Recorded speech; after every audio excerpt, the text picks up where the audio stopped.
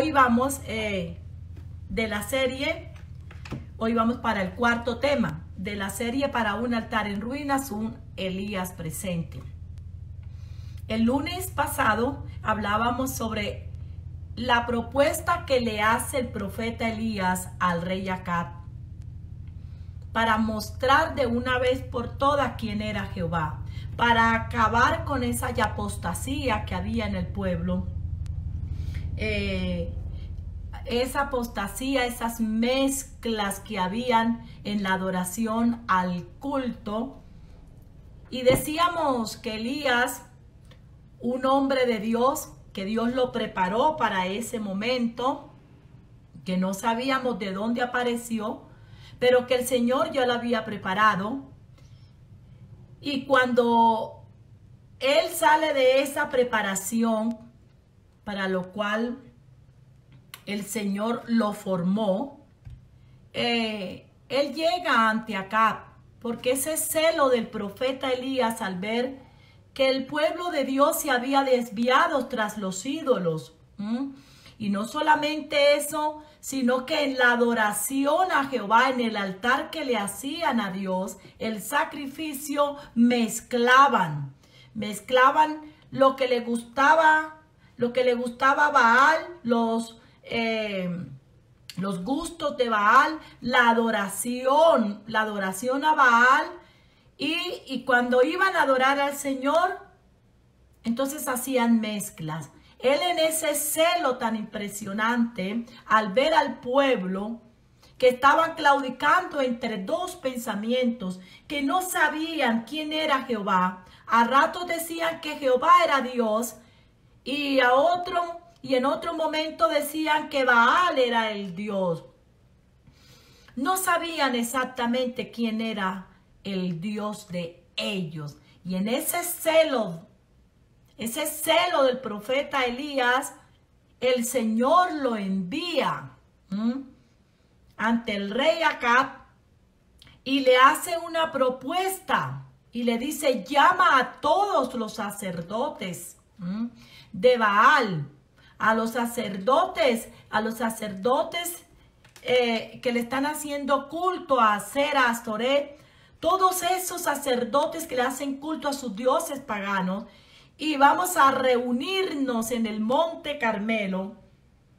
Y comienza a hacerle esa propuesta y le dice: bueno, esos sacerdotes tuyos que comen a la mesa, entonces nos vamos a reunir, no solamente los sacerdotes, sino a todo el pueblo de Dios. Reúnelo, porque vamos a ver hoy quién es Dios.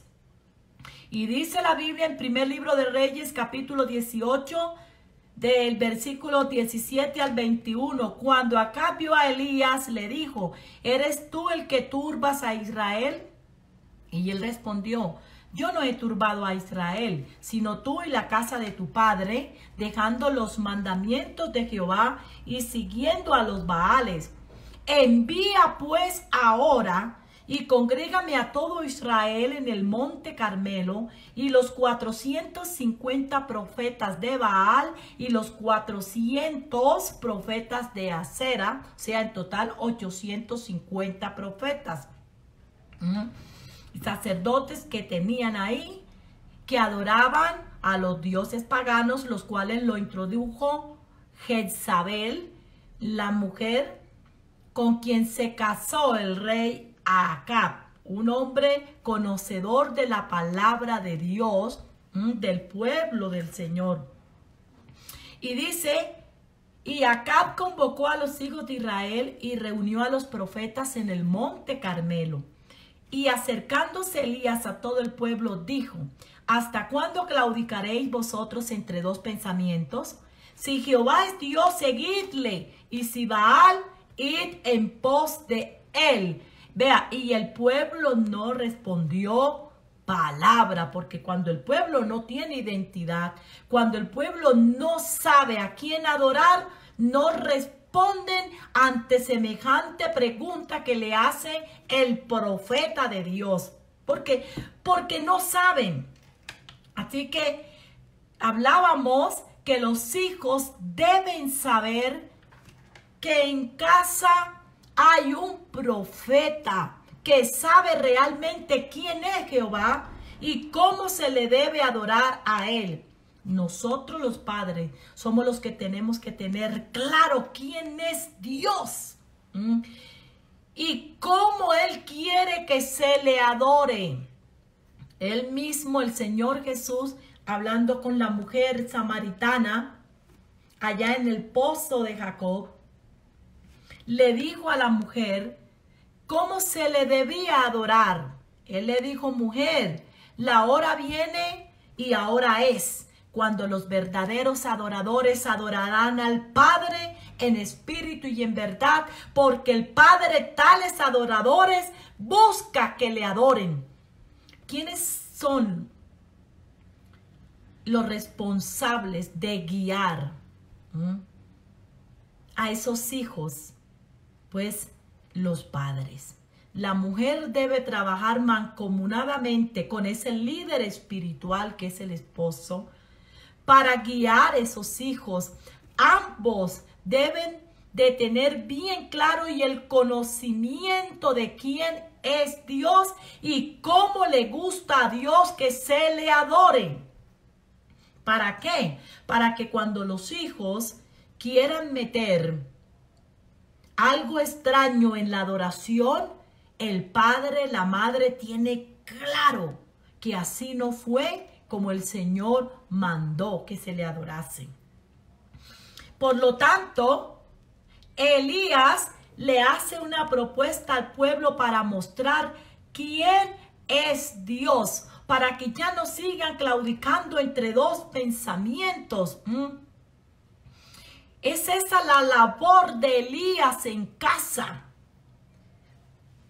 De ahí que el Elías, el líder espiritual, ese hombre, en caso de que el hombre no sea convertido, sino tú, hermana, que eres la única convertida en tu casa, estás llamada a ser esa líder espiritual.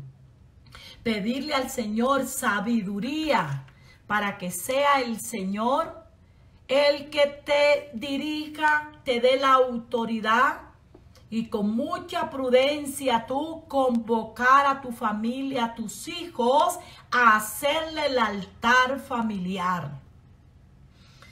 Lastimosamente, esta costumbre se ha ido perdiendo. Ahora los altares de familia, los altares familiares estaban en vía de extinción. Digo que estaban porque gracias a Dios por esta situación, porque a los que aman a Dios todas las cosas les ayudan a bien. Y esta es una oportunidad que Dios nos ha dado a nosotros, el habernos encerrado en familia. Fue el mismo Dios. ¿Para qué? Para que otra vez se levante en cada hogar un altar al Señor. Gloria al Señor. Bendito sea el nombre de Jesús. Para que se levante ese hombre que es el líder espiritual o esa mujer que el esposo no es convertido. Ella, hermana, tú puedes hacerlo.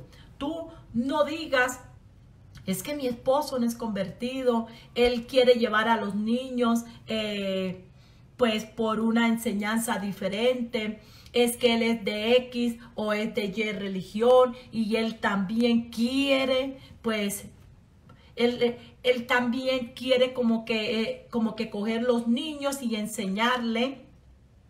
Yo te digo, hermana, por experiencia, yo crecí en un hogar donde mi padre no era cristiano. Él se bautizó, él aceptó al Señor cuando ya nosotros estábamos grandes. Pero mi madre fue una mujer que le pidió a Dios mucha sabiduría y Dios la dirigió a ella porque ella se dejó dirigir, porque Dios es nuestro guía. El Señor el Espíritu Santo nos guía, pero recordemos que es un guía, no es alguien que está empujando, porque el guía va delante, no va detrás. La misma palabra lo dice, guía, alguien que dirige, alguien que muestra el camino.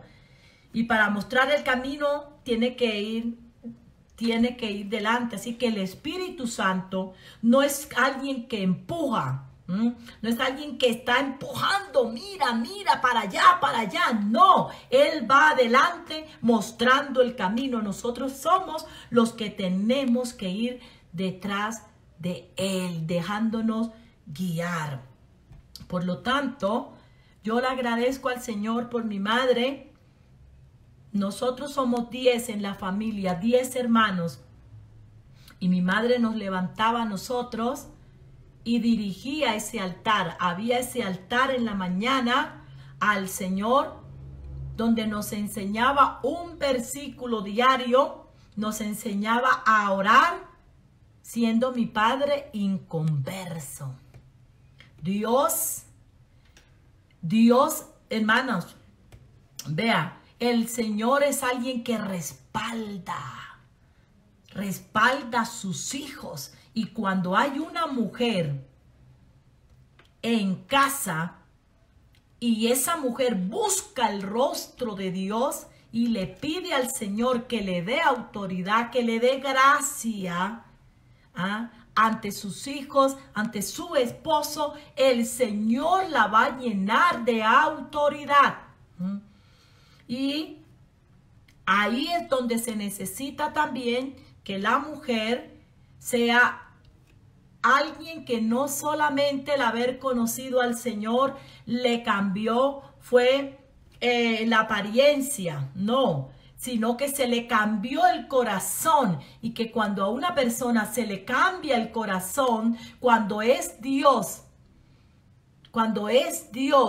quien le cambia el corazón a esa persona, el cambio de corazón es cambio de mentalidad, es un cambio totalmente de pensamiento.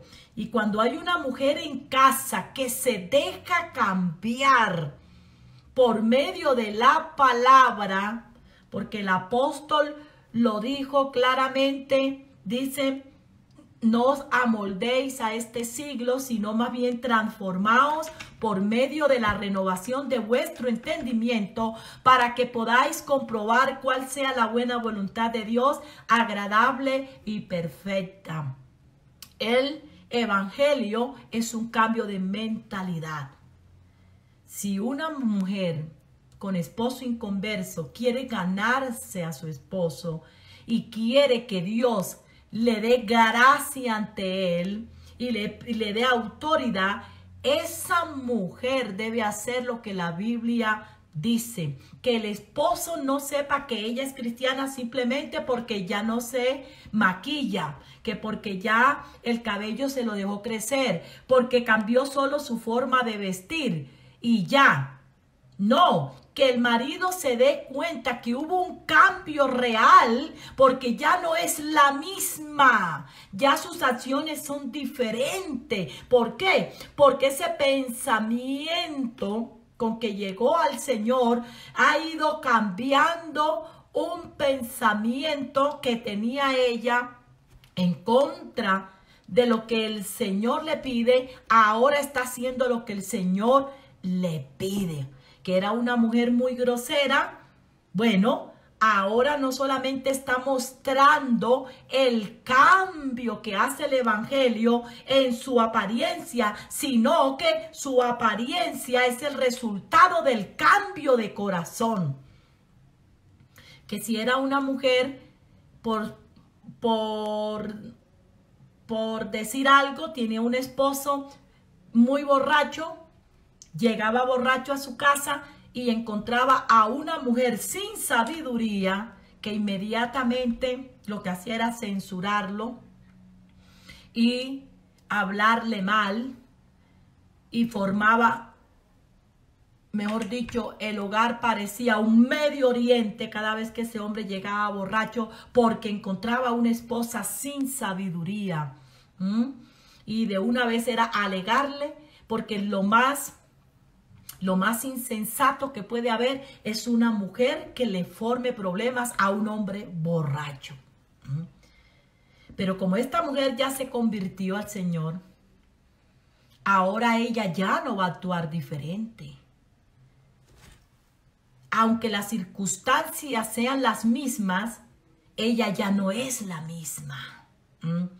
Ella ya no va a actuar igual. Ella ya va a pedir la sabiduría de Dios y va a entender que antes hacía las cosas mal, que no era sabio formarle problema y reclamar, hacer reclamos a una persona que está borracha, una persona que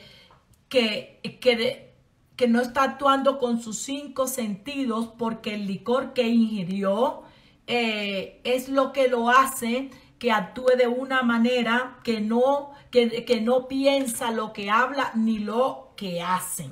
Por lo tanto, se necesita mucha sabiduría y eso es importante. Yo estoy preparando un tema con la ayuda del Señor que dice: para un Nabal, una Abigail en casa.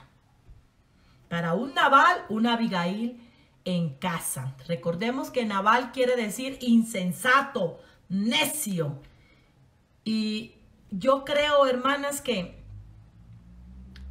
no fue fácil para Abigail vivir con un hombre necio. Porque no es fácil para un sabio vivir con alguien necio. Pero Abigail, con su sabiduría, fíjese, aunque no cambió a Nabal, porque él murió siendo insensato, la Biblia no dice que él cambió, él murió siendo un necio, pero ella fue la que cambió. Y la sabiduría de ella fue la que llevó a que ese hogar terminara bien, porque él murió. Ella no se separó de él. Él murió. Así que estoy con la ayuda de Dios preparando ese tema para un Nabal, una Abigail en casa. Estoy hablando para esas mujeres que se necesita, entonces no el espíritu de Elías, porque ella es la única convertida en casa, entonces necesita que el espíritu de Elías esté en ella. Pero para que el espíritu de Elías pueda hacer la obra, para que Dios pueda obrar a través de ti, mujer que tienes esposo inconverso, debe ser ejemplo del cambio que hace el evangelio en la vida de un hombre. Vuelve y te repito, porque tenemos hermanas que creen que ser cristianas es simplemente porque ya no se maquillan, porque ya el cabello se lo dejan crecer y porque cambiaron su forma de vestir. Nada más creen que eso es el evangelio. No, ese es un cambio simplemente de hábitos, un cambio de vestimenta que lo puede hacer cualquiera sin necesidad del evangelio. El evangelio es un cambio de corazón. El evangelio es un cambio de mentalidad. Es de adentro hacia afuera. Se ve en las acciones. La persona que ha conocido a Dios, la Biblia lo dice claramente, el cristiano se conoce por su fruto. El fruto es el que identifica a la persona como seguidor de Cristo. Miren, hermanos, que no son los ministerios, no son los dones los que definen a un cristiano, es el fruto. Y nosotros nos preocupamos más por los ministerios, por producir los dones. No es que esté mal, no, antes. Es más, el Espíritu Santo viene con un paquete completo. Cuando uno recibe el Espíritu Santo, Él viene con un paquete completo. Viene con los dones, con ministerios. Pero nosotros nos preocupamos más por sacar a relucir los dones y los ministerios que por dejar que el Espíritu Santo produzca el fruto. Muchos cristianos matan el fruto cuando está en la flor. No permiten, no deja que el fruto salga. Él quiere salir, porque es más, esa es la función del Espíritu Santo, producir fruto. Un árbol frutal, lo normal es que produzca fruto y no tiene que hacer ningún esfuerzo. El árbol de mango, por decir algo, no tiene que hacer esfuerzo para producir su fruto. Ningún árbol frutal tiene que hacer esfuerzos para producir el fruto. Eso es su naturaleza. Por lo tanto, la persona, el creyente que ha nacido de nuevo, tiene que salirle el fruto, porque es natural. Pero ¿qué pasa con muchos creyentes? Que cuando el fruto quiere salir, recuerden que primero sale la flor, y de la flor es que sale el fruto. Cuando el fruto quiere ya, comienza el árbol a florecer, matan el fruto. Entonces, no pueden producir el fruto. ¿Cuándo sucede eso? Cuando vienen situaciones a nuestras vidas, vienen momentos difíciles, circunstancias por las que tenemos que atravesar, que Dios permite que nosotros nos pasen, por decir algo. El Señor permite que se levanten personas que hablen mal de nosotros. ¿Para qué? Para producir el fruto de mansedumbre, de dominio propio. Pero resulta que está la situación, está floreciendo ya el árbol espiritual, está floreciendo porque quiere sacar el fruto. De ahí, esa situación que se presenta es para que nosotros afloremos el fruto. Pero lo matamos, o sea, la flor se cae. Porque en vez de responder, como dice la Biblia, no seas vencido de lo malo, sino vence con el bien el mal, respondemos según nuestro propio deseo, porque todavía no hemos cambiado la mentalidad. Y esa esposa que tiene ese hombre inconverso, esa esposa inconverso que llega borracho, resulta que ella se convirtió al Señor. Ahora es la oportunidad para que ella muestre con sus obras el poder de Dios en la vida de una persona. ¿Cómo conocerá la gente a Dios? Pues a través nuestro. Nosotros somos la imagen de Dios. Las personas van a conocer a Dios es a través nuestro. Tu esposo va a conocer a Dios a través tuyo. Hermano, que tu esposa es inconverso, ella es inconversa, ella va a conocer a Dios es a través tuyo, o sea, por tus acciones.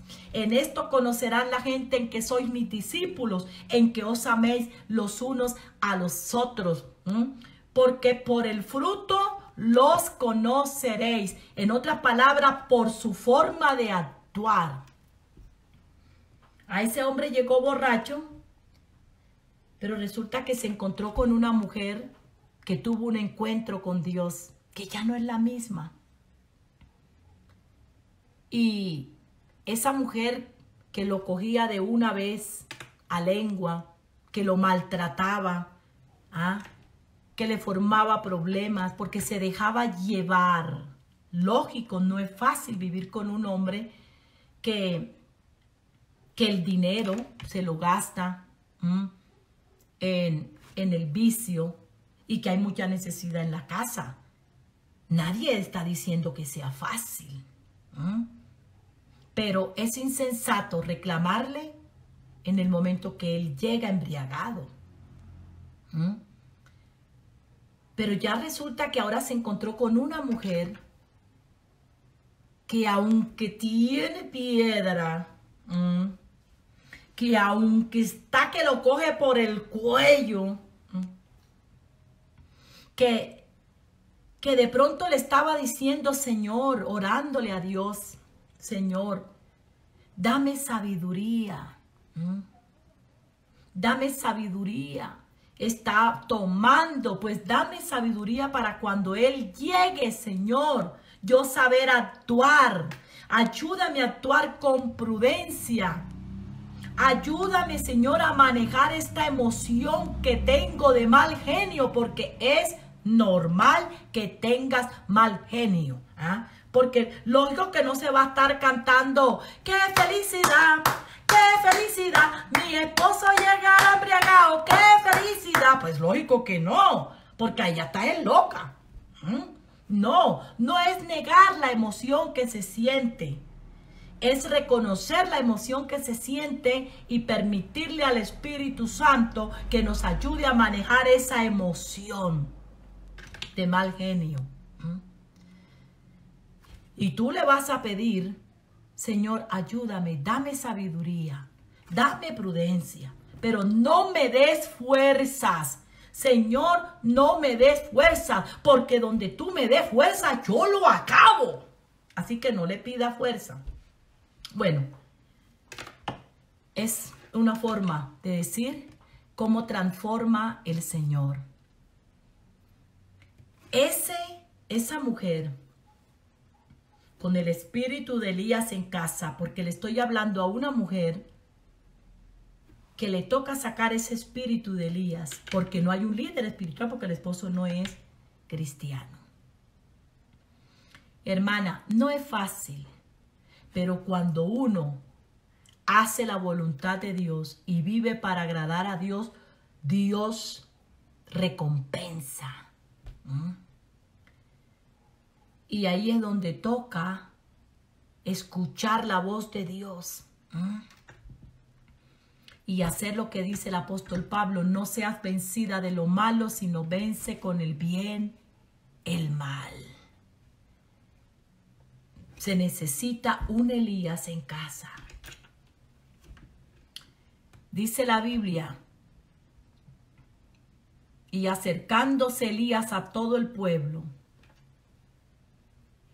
vea lo que les digo, ¿hasta cuándo claudicaréis vosotros entre dos pensamientos? Si Jehová es Dios, seguidle. Y si Baal, id en pos de él. Y el pueblo no respondió palabra. Y Elías volvió a decir al pueblo, solo yo he quedado profeta de Jehová, mas de los profetas de Baal hay 450 hombres. Désennos pues 2 bueyes y escojan uno y córtenlo en pedazos y póngalo sobre la leña, pero no pongan fuego debajo, y yo prepararé el otro buey y lo pondré sobre la leña y ningún fuego pondré debajo. Invocad luego vosotros el nombre de vuestros dioses y yo invocaré el nombre de Jehová. En otras palabras, el nombre de sus dioses no me interesa ni saberlos. Pero yo invocaré el nombre de mi Dios, que a ese sí lo conozco. Gloria al Señor. Y dice, y ellos tomaron el buey que les fue dado y lo prepararon e invocaron el nombre de Baal desde la mañana hasta el mediodía, diciendo, Baal, respóndenos. Pero no había voz ni quien respondiese. Entre tanto ellos andaban saltando cerca del altar que habían hecho. Y aconteció al mediodía que Elías se burlaba de ellos, diciendo, gritad en alta voz, porque Dios es. Quizás está meditando, Dios con D minúscula.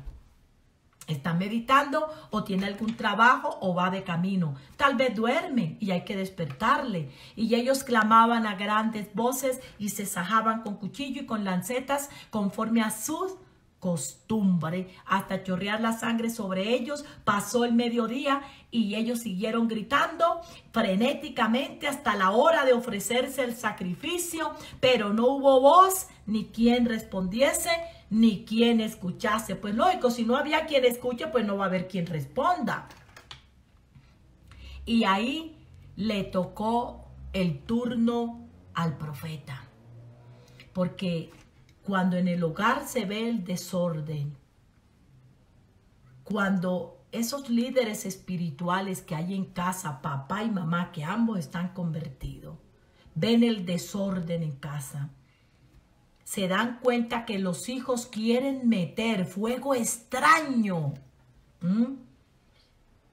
al altar del Señor, al sacrificio. Quieren sacrificarle a Dios de cualquier manera.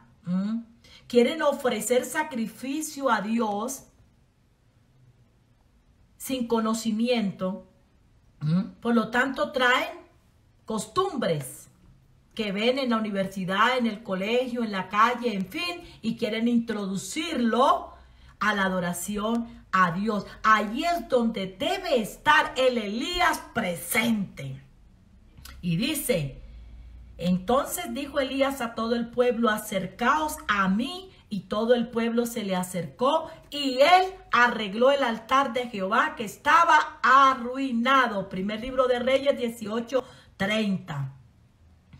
Lo primero que hace el profeta es pedirle al pueblo que se le acerque. Cuando los padres mantienen, hermanos, una comunión permanente con Dios, no temen confrontar a sus hijos con el pecado que quieren meter en la casa. No temen llamar a sus hijos. No. Para hacer esto que hizo el profeta, se necesita tener la convicción que tenía el profeta Elías. Saber quién es Jehová y cómo le gusta a él que se le adore.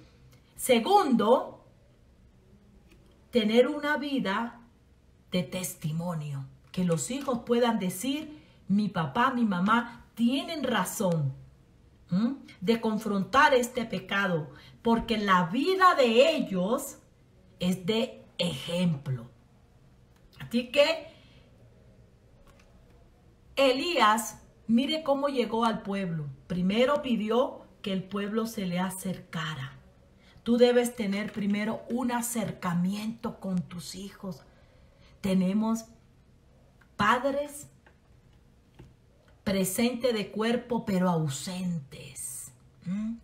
Ausentes totalmente.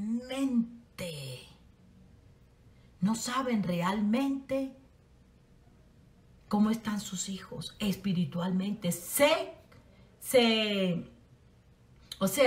Están tranquilos porque los ven que van a culto, porque los acompañan, inclusive porque sirven en la iglesia. Eso no debe darte, hermana, tranquilidad o confianza. Hermano, no, señor. Hay que estar cerca de nuestros hijos.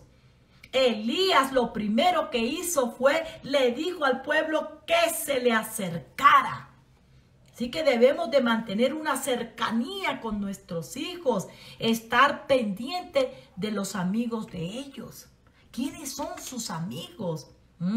Ese amigo de la universidad, ese amigo de la escuela que es tan cercano a mi hijo que no es cristiano, hay que tener mucho cuidado, hay que saber quién es él. ¿Quién es ella? ¿Cómo hablan? ¿Cuáles son las expresiones cuando se hablan entre ellos? ¿Será que la forma de dirigirse mi hijo a ellos tiene el mismo lenguaje que ellos o es diferente?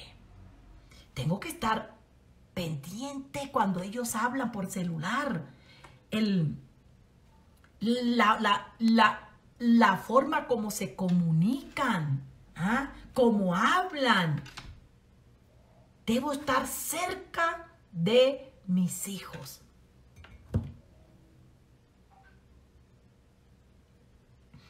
Después que él le pidió al pueblo que se le acercara, él se detiene, hermanos, vea, él se detiene a observar en qué situación estaba el altar. Observemos, hermanos, que él no llega al altar después que él se dio cuenta que ya los sacerdotes estos allí que estaban clamando a su Dios, a Baal, bueno, no respondió, le llegó el turno a él. Observemos que él no se puso a clamar de una vez. Señor, no, señor, Vea que él no hizo eso. Primero llamó al pueblo que se le acercara y luego se detiene a observar en qué situación estaba el altar. El Elías en casa tiene que observar cómo está esa adoración en casa. Ese lugar de encuentro, porque recordemos que el altar simboliza la relación entre Dios y el hombre, la comunión entre Dios y el hombre. Cuando el hombre levantaba en los tiempos bíblicos altar a Jehová, era para encontrarse con su Dios. ¿Cómo está ese lugar de encuentro con Dios? Debemos observar cómo adoran nuestros hijos a Dios. Tristemente tenemos que ver hogares lo contrario, que los hijos sí saben realmente adorar a Dios y los padres, aunque son convertidos, no. Hijos que van más a culto que Dios, que los mismos padres. Papi, ¿por qué no vas al culto? No, mijo, es que estoy trabajando. No, mijo, es que voy a hacer esto. No, hijo, ves tú, ves tú. O sea, hogares donde han sido los hijos los que han tenido que arriar a los padres. Inconversos los padres, bueno, les toca a los hijos, sí, pero padres convertidos. Tenemos que volver, hermanos, a buscar el orden. Fue Elías que le dijo al pueblo que se le acercara. El pueblo no le dijo a Elías, acércate, fue Elías. Ahora él se detiene a observar en qué situación estaba el altar. Miren, hermano, algo aquí. Los sacerdotes de Baal no arreglaron ningún altar. Ellos hicieron y ellos no vieron nada, no arreglaron nada. Ofrecieron su culto al Dios de ellos sin observar nada, ni decirle al pueblo que se acerque, nada. ¿Por qué ellos lo hicieron así? Porque es que para adorar al enemigo, para ofrecerle sacrificios al enemigo, él no exige.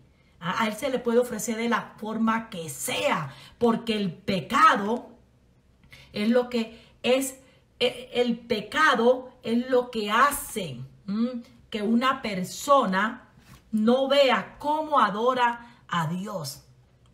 Así que para ofrecerle sacrificio a Baal, no necesitaban ver en qué condición estaba el pueblo, ni en qué condición estaba el altar. Él recibe como sea, pero Dios no. Nuestro Dios es un Dios santo, un Dios celoso, que ha levantado a un pueblo precisamente para mostrarle a los demás pueblos quién es Él. Y somos nosotros los encargados de mostrarle a nuestros hijos cómo ha dicho Jehová que se le adore. Así que él se detiene a observar en qué situación estaba el altar. Porque para poder clamar a Dios, primero debemos arreglar nuestra vida. Debemos ver qué mezcla, qué hemos mezclado, qué fuego extraño hemos metido en la adoración a Jehová, qué le hemos permitido a nuestros hijos. Con razón, el primer mandamiento es: amarás al Señor tu Dios de todo tu corazón, más que a tus hijos. ¿Por qué? Porque se van a llegar momentos en que nuestros hijos quieren hacernos a nosotros pecar contra Dios. Va a llegar momentos en que ellos quieren contaminarnos con el pecado que ellos hacen. De ahí que se necesita un Elías bien plantado para confrontar el pecado y decirle a los hijos: no, Señor, aquí no. Aquí vamos a adorar a Dios como Él pide. Pero ese Elías tiene que estar muy pendiente. ¿Cuántos padres le claman a Dios? Ruegan a Dios, pero Dios no responde. No es porque no escucha, claro que escucha, pero Dios no le responde. Y muchas veces dicen, hermanos, clamamos, clamamos, y yo no sé, Dios, ¿qué pasa? Hermanos, no se puede levantar un altar a Dios en ruinas. No se puede clamar a Dios con un altar en ruinas, con una vida mediocre. No, Señor. Observemos que lo primero que hace Elías después de decirle al pueblo que se acerque es examinar la situación, en qué situación estaba el altar. Y antes de comenzar a reparar el altar de Dios que estaba arruinado en el monte Carmelo. Vea, ¿él qué hace? Mira y pide la dirección de Dios. O sea, el primer paso que él ve estaba en el monte Carmelo. Y hermanos, si el monte Carmelo se veía imponente desde el mar, y por eso muchos antiguos pensaban que el monte Carmelo era la habitación de un Dios. El nombre Carmelo significa jardín de frutas o de árboles. Significa también cosecha, campo fructífero. Eso significa el monte Carmelo. Y notemos que en el monte Carmelo el altar de Dios estaba arruinado. Aunque ese monte se veía imponente, fructífero, sin embargo, esto nos permite a nosotros sacar una conclusión, que en medio de tierra fructífera estaba un altar a Dios, pero arruinado. ¿Qué conclusión podemos sacar de aquí?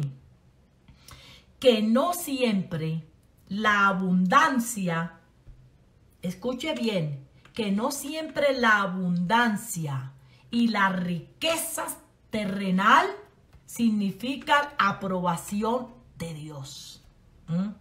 La bendición de Dios estaba en esa tierra, pero allí no había adoración a Dios. Se había apagado el fuego del altar, aunque el monte se veía bien. No te confundas, hermanos. Hay hermanos que se confunden porque creen que como les va bien económicamente, ven una bendición en sus casas, no falta nada, sus negocios van bien, eso los hace confundir. Creen que porque todo marcha bien, todo está fructífero, hay una buena economía, creen que todo está bien con Dios. No olvidemos que el altar a Jehová, donde el pueblo hacía altar al Señor, era en el monte Carmelo, un monte fructífero, pero el altar estaba arruinado. Yo digo que a veces lo peor que le puede pasar a un cristiano mediocre es tener éxito aquí en la tierra. Porque el tener éxito aquí en la tierra lo hace confundirse. Confunde riquezas, confunde estado material cómodo con la bendición de Dios.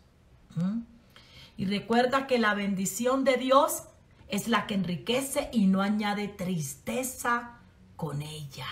O sea, es completa.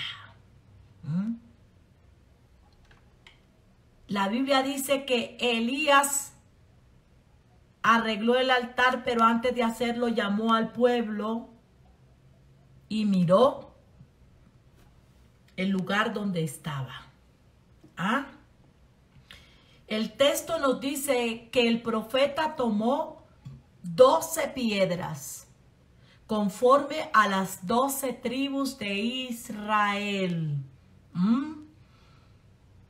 Y comenzó, o sea, llamó a cada una de las piedras, hermanos, para organizar el altar a Jehová. Tomó 12 piedras, conforme a los 12 tribus de los hijos de Jacob. Esto lo podemos ver en Génesis 32, 28. Y tomó la primera piedra Rubén, Simeón, Leví, Judá, Dan, Neftalí, Gad, Aser, Isaacar, Zabulón, José y Benjamín. Vea, hermanos, ¿qué nos muestra esto? Nos habla de familia. Organizó el altar con familia. Miren que tomó 12 piedras conforme a los hijos de Jacob, conforme a las 12 tribus de los hijos de Israel. Podemos ver aquí que esta familia no estaba buscando a Dios. No, Elías tomó 12 piedras para edificar el altar, y cada piedra representaba un hijo de Jacob. ¿Qué podemos sacar también de aquí? Que él no fue a preguntarles a ellos si querían. No, Señor. Él los metió en el altar de Dios. No podía preguntarles porque ellos estaban en una confusión tremenda. Ellos no tenían claro quién era Jehová. Estaban confundidos. Así que, ¿qué les iba a preguntar? Venga, vamos a hacer culto. ¿Cuántos padres no reúnen a sus hijos que porque dicen, no, ellos están apartados o ellos no se han bautizado?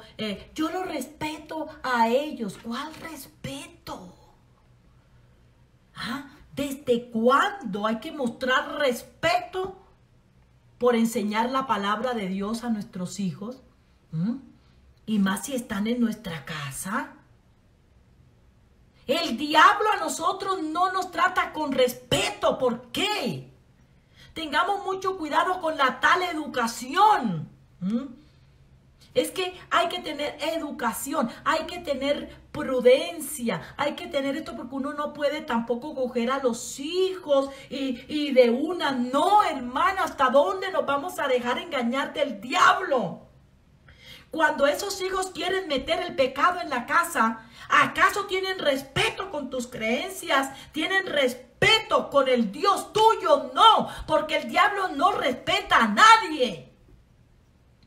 Nosotros lo que tenemos que tener es prudencia, sabiduría para mostrar la palabra.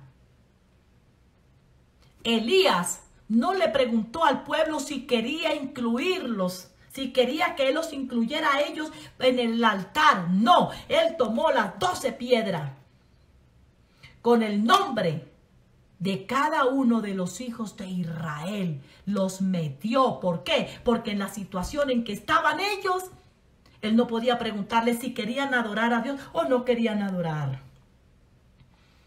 No, estamos perdiendo familias, estamos perdiendo hijos porque padres se han dejado engañar de Dios con el cuento de respeto. Hay que respetar. No, Señor. El tiempo se está acabando. Y hay que coger a la familia. Y hay que decirle, vamos a hacer altar a Jehová. Vamos a hacer el devocional. Ese hijo que dice, no papi, el cristiano eres tú. Bueno, le vas a pedir sabiduría al Señor y le vas a decir, mi hijo, sí, el cristiano soy yo, pero el papá suyo soy yo. Y aquí hay reglas. Y yo voy a hacerle un devocional a nuestro Dios. Mi hijo, es pedir la dirección, de Dios. Vamos a clamar a Dios. Enséñele que Él es Dios. Ese fue el propósito por el cual Elías convocó al pueblo para mostrarle quién era Jehová. Yo creo que es hora Yo creo que es hora. Y esta es la razón por la cual Dios nos metió en familia. Porque yo pienso que hay muchos padres que se han dejado engañar del diablo con el cuento que hay que respetar las creencias de los hijos. Y da tristeza de que son hijos que se levantaron en hogar cristiano. Que hay que respetarle esto, que hay que respetarle lo otro. No, Señor. Vamos, nos metió en familia. Vamos y aprovechemos y pedamos la autoridad del Señor para hacer lo que hizo el profeta, acercarlos a nosotros, mirar la situación en que estaba el monte, aunque estaba fructífero, pero en medio de esa bendición, entre comillas, de economía, había un altar arruinado. Y así tenemos familias económicas en una economía muy buena, pero con una vida arruinada. Y eso los tiene confundidos. No les vamos a preguntar a nuestros hijos si quieren.